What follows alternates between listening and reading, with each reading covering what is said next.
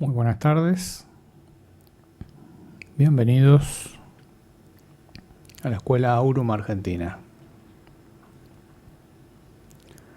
En el epílogo del seminario Arte e Individuación.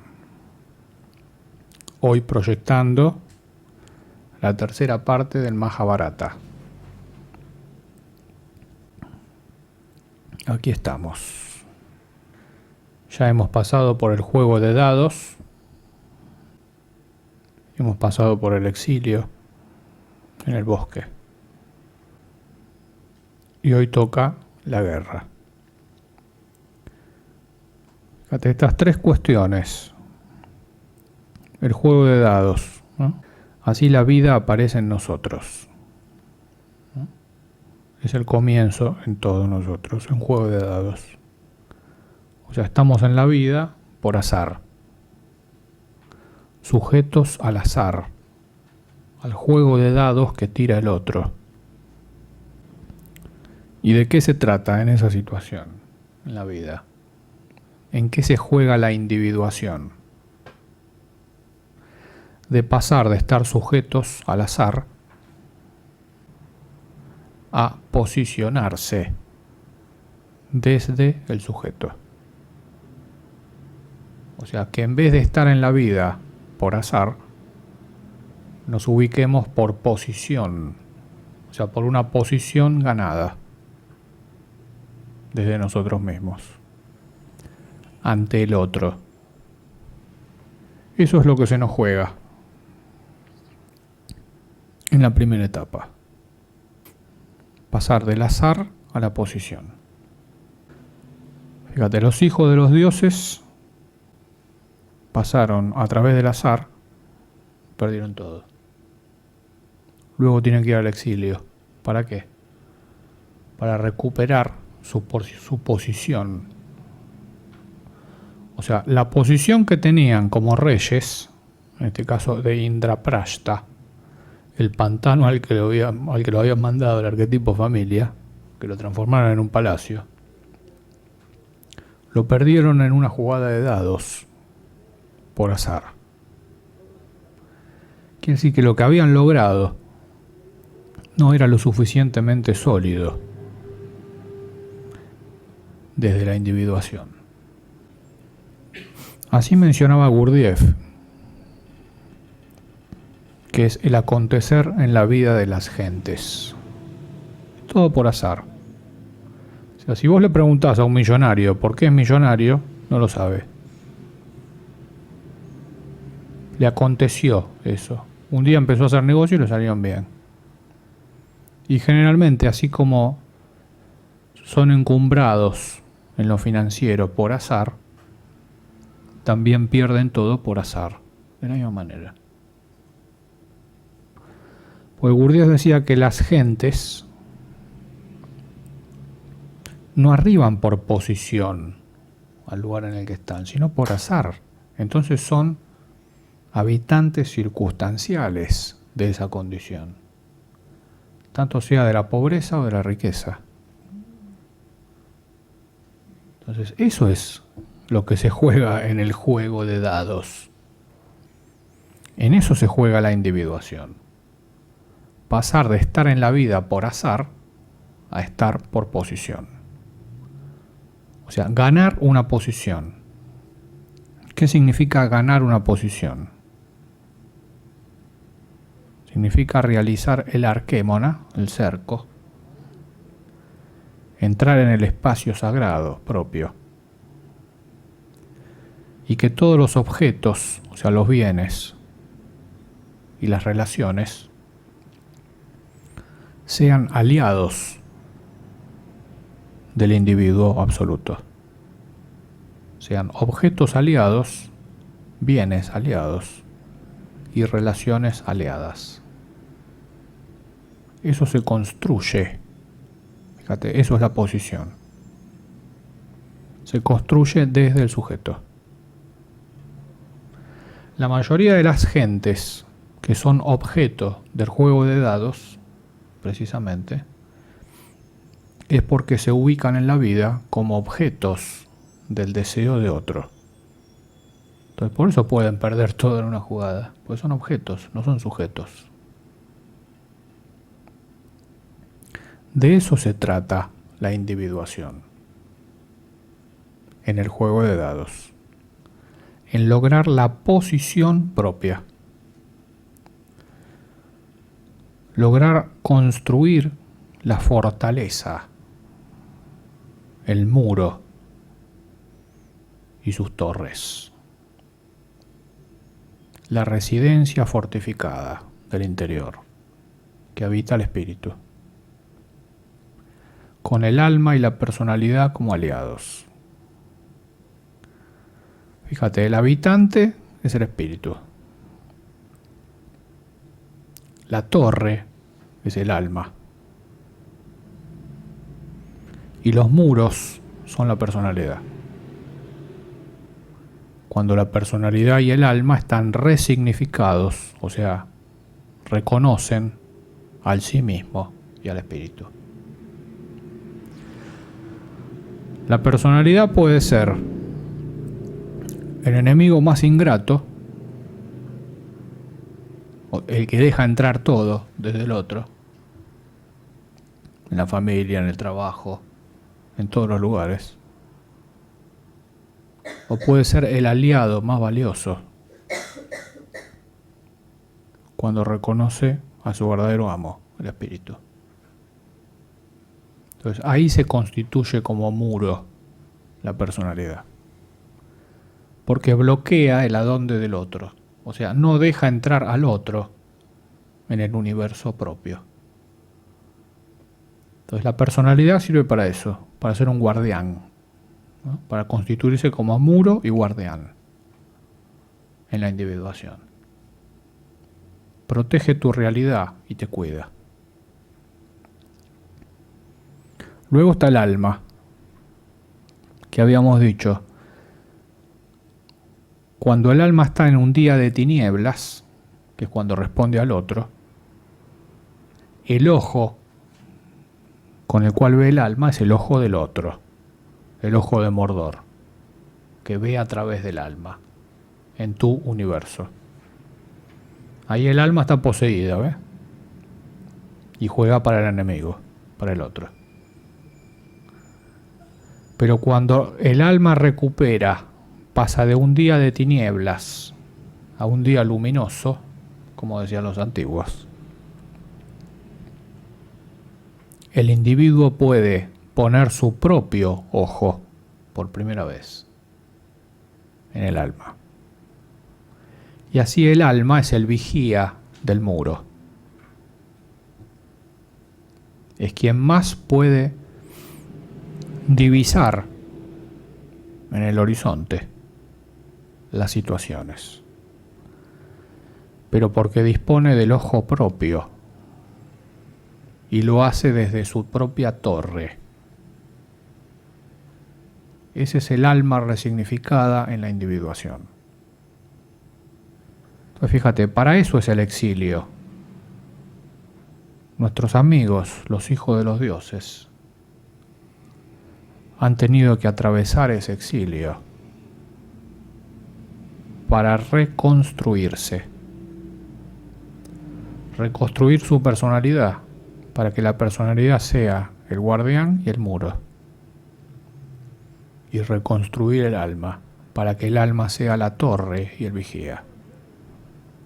Fíjate, si en la primera parte del argumento los hijos de los dioses hubieran tenido un guardián y un muro, ¿hubieran accedido a lo que les pidió el otro, que es el juego de dados? No. Si en la primera parte del argumento hubieran tenido un vigía en una torre, ¿hubieran padecido lo que padecieron? No. Ahí está la cuestión. Ahí empieza el argumento de la individuación. Quiere decir que lo que perdieron, lo perdieron. Perdieron la ciudadela porque no estaba el guardián, no estaban los muros, no estaba la torre y no estaba el vigía. Y van a tener que recuperar todas esas cuestiones en el exilio. El exilio es para quedar a solas con el sí mismo, ¿no? Y el sí mismo comienza de nuevo, ¿no? Dice, empezamos, borrón y cuenta nueva, empezamos todo de nuevo. Para que todo sea sólido desde el sí mismo. Entonces fíjate, ¿a qué se dedicaron los hijos de los dioses en el exilio? A reconstruirse, a recuperar fuerzas y a reconquistar su propia fortaleza. Que eso es recuperar fuerzas. Es reconquistar la propia fortaleza. ¿Qué es la fortaleza? Son los muros, la torre, los guardianes y el vigía. Ni más ni menos. Y ahora estamos ante el sendero de la acción. Ya nuestros amigos se conocen, saben quiénes son. Y han tenido que atravesar ese 13º año de exilio, disfrazados, para que el otro no los reconozca. Fíjate, ¿quién se puede disfrazar? Y ahí vemos a un tema muy profundo. Ahora se hacen fiestas de disfraces, que vienen de las fiestas de disfraces que vienen de la Edad Media, de la aristocracia. Porque la aristocracia se hacía fiestas de disfraces. O sea, se disfrazaban, se ocultaban y jugaban a ser otros. Fíjate, alguien que no se conoce a sí mismo, ¿puede disfrazarse? No, jamás. Pues no sabe quién es. Únicamente puede disfrazarse, o sea, jugar a ser otro, quien se conoce. Y quien se conoce se va a disfrazar ¿de qué? De lo que generalmente no considera en la vida. Va a jugar a considerar lo que no considera. Entonces ahí el disfraz pasa a ser una oportunidad iniciática, no un pasatiempo. Pasa a ser algo muy profundo. Entonces habíamos dicho, fíjate, ¿cuál fue el disfraz que eligió Yudhishthira? Ser un consejero de un rey y un gran jugador de dados. ¿Por qué se disfrazó de eso? Porque fue lo que él no consideró en la primera parte del argumento. Ser un buen jugador de dados y ser un buen consejero. ¿De qué se disfrazó Bhimasena? El hijo de Vayu, el dios del viento. De cocinero. Fíjate, él que es la polaridad física del cuerpo. Él que siempre tiene un hambre inagotable, ¿no? Y una fuerza de muchos hombres. Fíjate, se pone a cocinar, o sea, a dar, a brindar, a generar comida para los otros. O sea, en vez de recibir, como siempre él recibía, con el hambre, él se pone a dar y a brindar en términos auténticos, propios, en sus mismos términos, brindarle a los demás. Entonces ahí él se completa siendo cocinero. Fíjate con la alegría que lo hacía. Y con la alegría que Yudhishthira jugaba a los dados. ¿Viste? Tan relajados, sin tensiones. Riéndose. Porque así crecen. Porque consideran lo que antes no consideraban. Fíjate, Arjuna, el guerrero perfecto. ¿De qué se disfraza? De maestro bailarín. Maestro bailarín andrógino. O sea, pasa el año de la maldición como eunuco al que lo había condenado la diosa Urvasi. Pero fíjate que se divierte Arjuna haciendo eso. Le divierte jugar a ser otro. También. Entonces fíjate, Nakula y Sahadeva, los gemelos, los hijos de los Aswin, son la paciencia y la sabiduría. Uno se dedica a hacer música, como vimos, ¿no? O sea, tiene una banda, hace música, como los jóvenes hoy, y descansa en eso, en la música. Y el otro se dedicaba a cazar, ¿no? A brindar alimento, a ocuparse del ganado, de los peces, ¿no? Brindar sustento, la sabiduría. ¿Por qué? Porque la sabiduría, fíjate, el sabio, cuando considera lo que le falta, que es ganar. ¿Cuál es el problema de la mayoría de los sabios? Que no se pueden ganar el sustento. Porque no consideran en su sabiduría el polo de lo real. Fíjate, ¿qué hace Sahadeva? Pescaba, se ocupaba del ganado y del sustento. Entonces ahí el sabio descansa, considerando lo que antes no consideraba. Y la paciencia, que es Saja, se ocupa de la música. Descansa en la música. Fíjate, Draupadi, la mujer peligrosa, ¿no? Nacida para la ruina de los kshatriyas. ¿Y a qué se dedica en ese año? ¿De qué se disfraza? De peluquera de la reina, o sea, de coafer. Draupadi, la mujer más poderosa, ¿qué es en el momento? Coafer. Peina a la reina, le cuenta chistes, lo que hacen los coafer. Fíjate, a diferencia de los otros hijos de los dioses, Draupadi padece ese año. Lo padece. ¿Por qué? Porque como no podía ocultar su belleza, ¿no? O sea, todos la veían y la veían igual o mejor que la reina, por su condición. ¿Por qué? Pero ¿por qué padece Draupadi? Que padece el acoso, ¿no? Del general que la persigue. Porque no se supo disfrazar. No se supo disfrazar. Entonces, por eso padece la persecución y el acoso durante ese año y sufre. Fíjate, quienes se supieron disfrazar la pasaron bien. Draupadi no. Entonces, así ha pasado el exilio, con la prueba final, que es el disfraz. Considerar lo que antes no se consideraba. Y así entramos en la guerra. Viste, la reunión anterior terminó en el primer día de la guerra, que es las dos partes de la familia, de los primos, se reúnen a fijar las leyes de la guerra.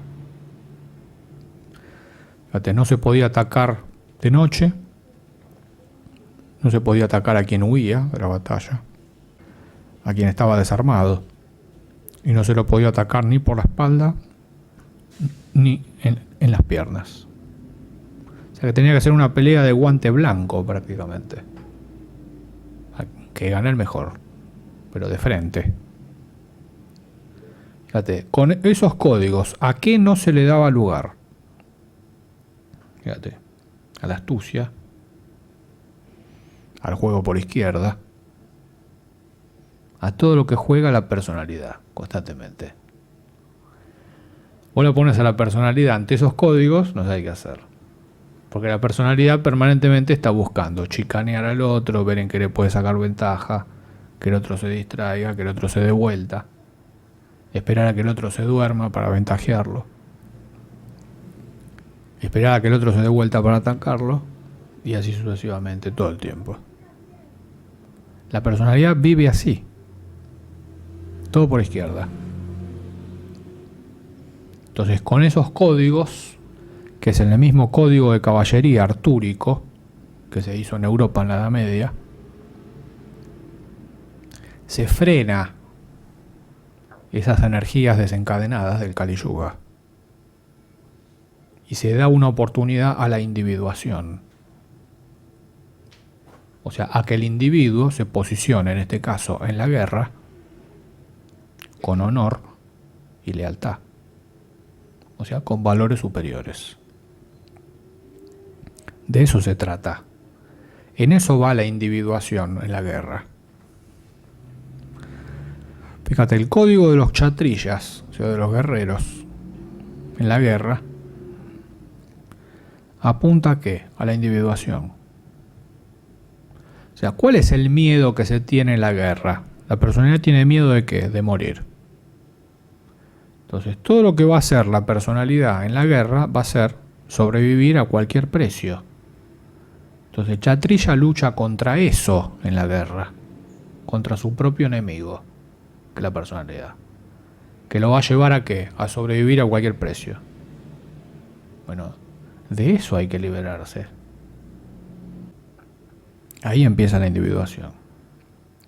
Y como vimos, los dioses, en este caso, o el destino, también tiene una prueba para el alma, ya no para la personalidad, en la guerra y también en el amor, como vamos a ver más adelante. ¿De qué manera influyen los dioses y el destino en el alma? A través de los designios, a través de los argumentos, a través de intentar poseer al alma desde el interior, a través de las pasiones, a través de la ira o a través de la ibris, del orgullo, como habíamos dicho. Entonces, esas son las cuestiones a las cuales se ve sujeta el alma en la guerra. Las pasiones, la ira, el orgullo. Entonces, eso es lo que se juega de la individuación en términos del alma en la guerra. Si las pasiones, la ira y el orgullo se lo llevan puesto al guerrero, como habíamos visto. La Ilíada, por ejemplo, no es un tema menor, que la estructura con la cual se cuenta la Ilíada comienza con los días de cólera de Aquiles y culminan de la misma manera. ¿Por qué se elige para contar un poema los días de cólera de un semidios? Porque eso es lo que lleva a la desgracia. Porque él se dejó llevar, en este caso, por las pasiones, como veremos, por su ira, que es la cólera, y por su ibris, o sea, por el orgullo desmedido. Porque la ibris es el orgullo del alma, no es del espíritu. Porque muchos traducen que ibris es hacerse semejante a los dioses. Claro, pero si eso lo hace el sí mismo, no está mal. Porque el sí mismo es semejante a los dioses. Porque es el aspecto divino que tenemos. Pero eso no es ibris. La ibris es cuando el alma usurpa algo que es del sí mismo. Es cuando el alma juega a ser inmortal, a ser divina. ¿No? Es una usurpación de algo que es menos, el alma, que juega a ser alguien que es más, el espíritu, el sí mismo. Entonces, eso se juega en la individuación, en la guerra, en términos del alma. Eso es lo que vamos a ver hoy en la guerra. Fíjate, en la batalla de Kurukshetra, que vamos a ver hoy, que es el punto en Oriente, en el cual se dice que comienza el Kali Yuga, la edad de Kali, se exterminan los dos ejércitos de esa misma familia, que se nos describen formados por millones de hombres. Del conjunto vencedor sobreviven apenas los 5 hermanos Pandava, Krishna y un miembro de la familia de Krishna, un descendiente. Mientras que de los guerreros Kauravas sobreviven 3, destinados los 3 a dejar reducido el ejército de sus enemigos en una despiadada matanza nocturna. Y uno de entre ellos, otro sobreviviente de esos 3, a culminar la matanza final que se va a llevar a cabo 36 años después, en Devaraka, que es donde muere Krishna. Esta matanza final es fruto de una maldición relacionada con la guerra, que vamos a ver, Kurukshetra. Allí Krishna acepta satisfecho su muerte y proclama que su tarea ya había culminado y ya podía morir. Fíjate, este es el argumento que vamos a ver hoy. Entonces, en esto que dijimos, fíjate, ¿quiénes son los supervivientes? Quienes sobreviven, en este caso. Eso es un nivel, quien sobrevive a la guerra. Pero lo más importante no es quien sobrevive a la guerra, en la individuación. Lo más importante es quien se inmortaliza a través de la guerra. Quien vuelve a ser sí mismo, en toda circunstancia. Más allá y por encima de la vida, que ese es el código Kshatriya. Y aquí vamos a ver a 2 grandes personajes, que 2 grandes amigos, con los que vamos a ver e ilustrar la individuación. Nuestro amigo Bhishma, a quien todos le dicen el gran antepasado, el abuelito Bhishma, el rey del mundo que no pudo ser, el hijo de la diosa, y su nietito, Karna, el heredero auténtico del trono de Hastinapura. Entonces vamos a ver en la individuación cómo se juega la historia de cada uno. Fíjate, habíamos visto que Bhishma, en este caso es general, es el primer general del ejército Kaurava. Y mantiene los niveles de honorabilidad, o sea, de los códigos y del respeto de la guerra, durante 10 de los 18 días que dura la guerra. O sea, mientras él es general del ejército, su presencia, como es el gran antepasado, le pone un dique a las cuestiones del Kali Yuga. O sea, los demás no se atreven a romper los códigos por respeto a él que está presente. O sea que él, desde su presencia, sostiene los códigos. Eso es interesantísimo. Porque esto remite, viste, la gente dice, no, este es un símbolo sagrado, ¿no? Este es un código que es sagrado. Ningún código y ningún símbolo son sagrados en sí mismos. Pueden ser sagrados porque hay alguien que los sostiene como sagrados.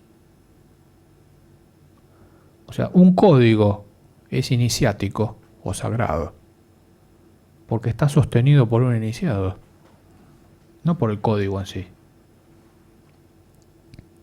Y un símbolo o un estandarte o una enseña, que de ahí viene la palabra enseñanza, es sagrado porque está sostenido por un individuo que lo sostiene. y lo sostiene con su misma vida y con sus mismas acciones que están a la altura de la enseñanza y de la iniciación. Eso es así, es una verdad. Entonces fíjate, una guerra es sagrada por lo mismo, porque está sostenida por un individuo que es sagrado. Y el amor puede ser sagrado por los mismos términos, porque está sostenido por individuos que lo viven de esa manera. Si no está el individuo, no hay nada. Todo se desmorona como un castillo de naipes. Todo se pierde como en el juego de dados, como se escurre la arena entre las manos. Entonces, eso es para considerar. Eso es digno de considerar. En esta tercera parte que vamos a ver, se inicia con Bhishma y con nuestra querida amiga Amba, que lo viene siguiendo de cerca, como vimos. Amba es la mujer, en este caso, que persigue a Bhishma a través de los tiempos. Es la tercera hermana de Amba, Ambika y Ambalika. Es quien encarna el arquetipo muerte para Bhishma, el tercer aspecto de la deidad. Sería la mujer Kali de Bhishma, porque es quien está posicionada, en este caso, para su final. Pero si conoce el final de él, es porque también conoce el principio. Fíjate, ¿cuál es el despecho de ella? ¿Por qué ella siente el despecho? Porque Bhishma no se quiso casar con ella y se la entregó al hermano, al príncipe. Pero ella sabe, hay algo que sabe ella de Bhishma, que ni siquiera Bhishma sabe. Que es que él, como hijo de la diosa, estaba destinado a tomar a esas tres mujeres y casarse con ellas. Eso es lo que ella le reclama a él. Que él, siendo guerrero, que las conquistó a ellas como guerrero, después se las dio a su hermano, que el príncipe,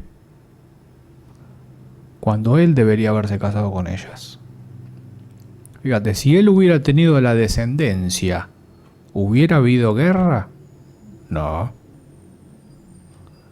Si él se hubiera casado con las tres, ¿hubiera habido guerra? No. Eso es lo que ella le está reclamando. Quiere decir que quien más sabe sobre Bhishma es Amba.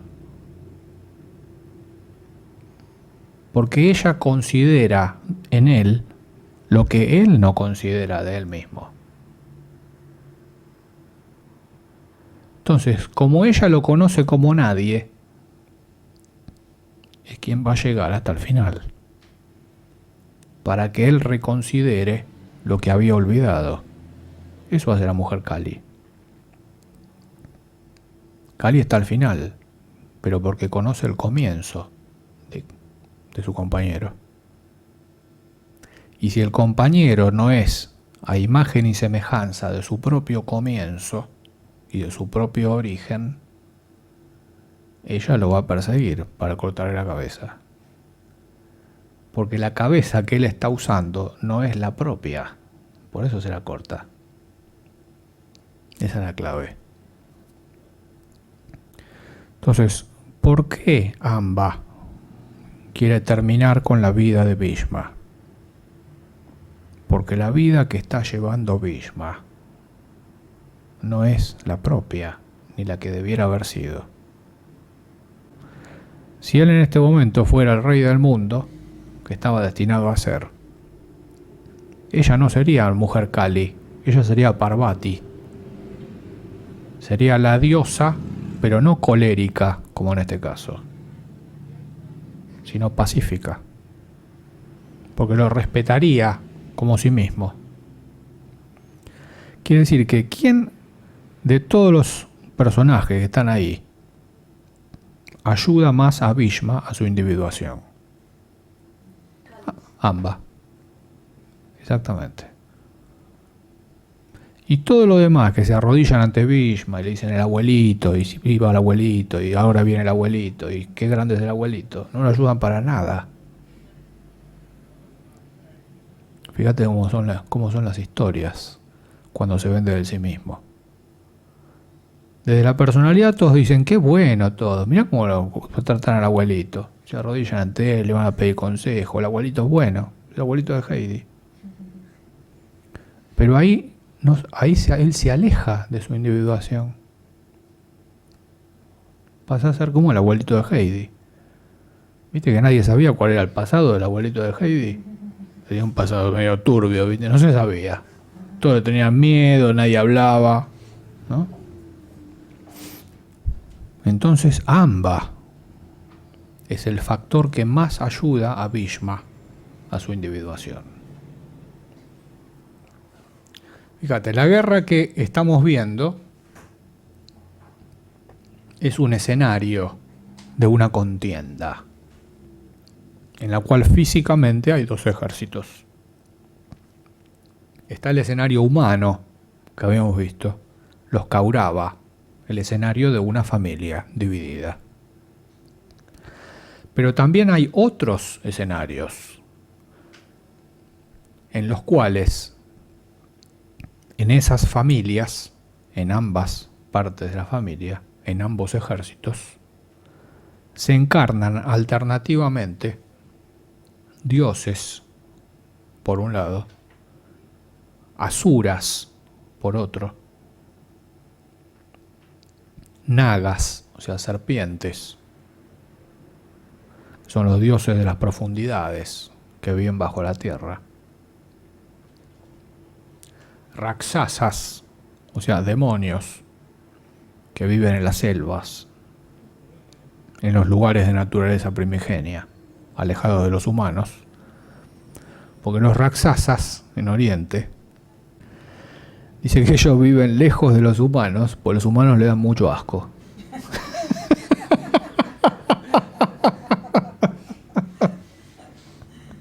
Entonces viven rodeados de la naturaleza, los raksasas, ¿no? Y cuando ven a los humanos les tiene mucho asco, y cuando se acercan a los humanos se los comen directamente, son caníbales. Los matan y se los comen. Pero fíjate lo que es la escala de lo humano, ¿no? Para otras jerarquías de vida. Lo que para nosotros es una cosa espectacular, para los raksasas es una inmundicia, ¿no? Una ciudad de humanos, por ejemplo. Un raksasa jamás podría entrar en una ciudad de humanos. Es más, fíjate, las ciudades fueron hechas para alejar a los raksasas en la tradición. Una de las funciones de la construcción y fundación de las ciudades era para que los raksasas estén a una distancia prudencial y no se coman a los humanos. Entonces fíjate cómo hay otras cuestiones en lo que vivimos que están. Así que vamos a ver a guerreros capaces de hazañas increíbles y de recuperaciones portentosas de sus heridas, provistos de armas sobrenaturales o de armas comunes que usan de manera prodigiosa, y asimismo observados desde los cielos por los dioses, ¿no? Como si fuera un estadio. Ya que eso es la guerra, ¿eh? En la tradición. Es una especie de estadio en el cual los dioses miran, se divierten y apuestan. O sea que también es una especie de hipódromo, de casino, todo junto. Entonces, si la guerra en este caso, en la tradición, es un estadio, un divertimento de los dioses, en el que los dioses apuestan e insuflan sus deseos a los combatientes, ¿de qué se trata la individuación en la guerra para el individuo que participa? De situarse más allá de esas cuestiones, de ser él mismo, a pesar de los dioses y de sus intenciones, a pesar de los hombres y sus intenciones y sus argumentos, y a pesar de los demonios y sus fuerzas desencadenadas. Mantenerse fiel a sí mismo. En eso está la individuación. Entonces, eso es lo que vamos a ver. Vamos a ver cómo vive cada personaje la guerra. El punto de máxima tensión dramática. Y lo vamos a ir comentando, porque es un tratado viviente. Así que creo que con esta introducción, muy necesaria, podemos hacer un intervalo y prepararnos para el gran escenario de la tradición, en el que los hombres se hacen héroes, o sea, héroes. Fíjate, el héroe es alguien distinto de un dios, no es un dios, un héroe. Es alguien diferenciado de un dios. También está diferenciado de un hombre común. Y también está diferenciado de un demonio, o asura, o raksasa, o naga. Quiere decir que el héroe es una diferenciación, es una individuación que se produce en la tradición, en el camino de la guerra, en el sendero y el arte de la guerra.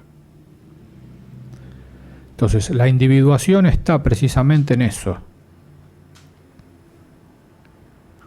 en la creación de algo inexistente hasta ese momento,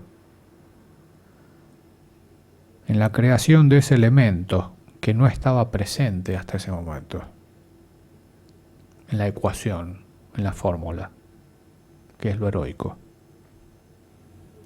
Así que esa es la invitación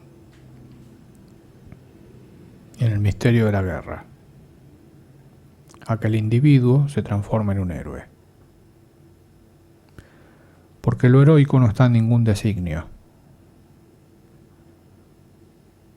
ya sea el designio de un dios,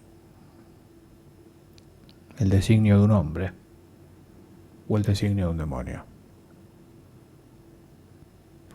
Lo heroico no cabe en los designios. ¿Por qué? Porque lo heroico es más grande que los designios y pertenece a otra realidad. Solo lo heroico es uno con el origen. Y de eso se trata todo. Continuamos en un rato, luego de la proyección de la tercera parte del Majábharata. Gracias por estar.